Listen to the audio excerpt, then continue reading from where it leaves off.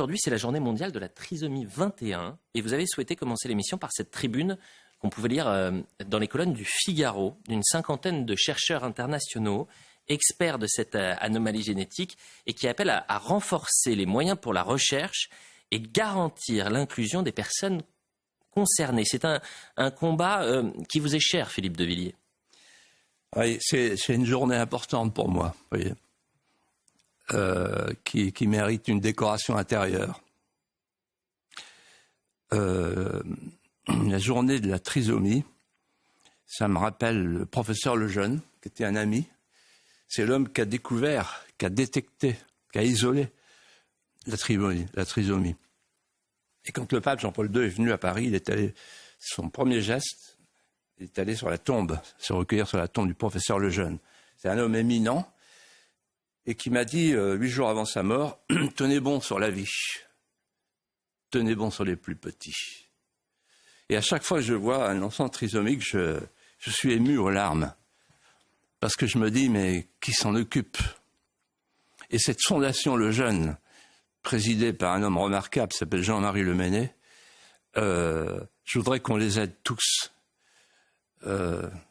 Et c'est la raison pour laquelle j'ai souhaité qu'on mette le petit bandeau, je ne sais pas s'il est passé. Oui, l'appel aux dons pour la Fondation Jérôme Lejeune. À la Fondation Jérôme Lejeune, les personnes porteuses de handicap sont le cœur de leur engagement.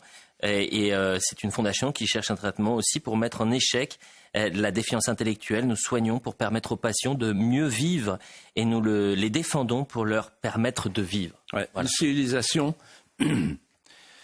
on mesure sa qualité à la manière dont elle s'occupe de ceux qui décrochent et des plus petits, de ceux qui parfois ne suivent pas. Et moi, à chaque fois dans la rue que je vois un petit enfant trisomique, je m'arrête.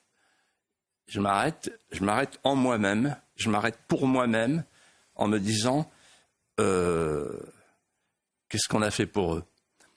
Or, on est dans un moment délicat où on parle de l'euthanasie. Et on sait ce que ça veut dire, l'euthanasie. On sait ce que c'est que l'eugénisme. Et au nom de l'eugénisme, évidemment, il y a une manière de faire disparaître la trisomie. Voilà, je vous parle avec mon cœur blessé d'un père, d'un Français. Vous savez, il y avait une photo de Gaulle avec sa fille, Anne. Et j'ai bien connu Chirac, qui avait... enfin, chacun a des malheurs. Bon, voilà. Et donc, la France, c'est une grande famille. Voilà. Et donc, la famille, elle se tourne vers ceux qui en ont le plus besoin.